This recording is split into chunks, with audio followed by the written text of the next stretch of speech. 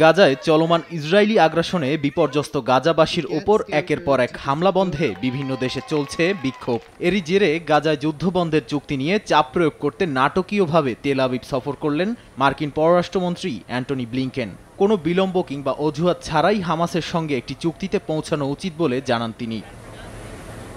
গাজায় চলমান আগ্রাসনের দায়ে ইসরায়েলি সরকার প্রধানের বিরুদ্ধে গ্রেপ্তারি পরোয়ানা জারি করা হলে আন্তর্জাতিক অপরাধ আদালতের অনেক বড় ভুল হবে বলে হুঁশিয়ারি দিয়েছে যুক্তরাষ্ট্র। নাম প্রকাশে অনিচ্ছুক এক মার্কিন কর্মকর্তার বরাতে এমনটাই জানায় মার্কিন সংবাদ মাধ্যম এক্সিওস। এরই মধ্যে প্রথমবারের মতো ইসরায়েলের এরেস ক্রসিং ব্যবহার করে জর্ডান সীমান্তবর্তী গাজার উত্তরাঞ্চলে ৩১টি ত্রাণবাহী ট্রাক প্রবেশ করেছে।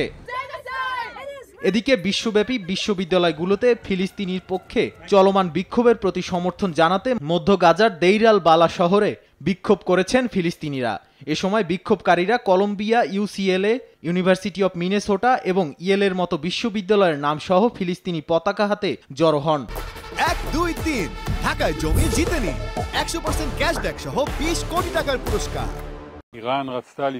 অন্যদিকে লেবাননের সশস্ত্র সংগঠন হিজবুল্লাহর সঙ্গে চলমান ইসরায়েলি হামলা পাল্টা হামলার মধ্যেই লেবাননের সীমান্ত এলাকা সফর করলেন ইসরায়েলি বাহিনীর প্রধান হারজি হালেভি। মূলত গাজার উত্তরাঞ্চলে নতুন করে হামলার প্রস্তুতির অংশ হিসেবেই তার এ সফর।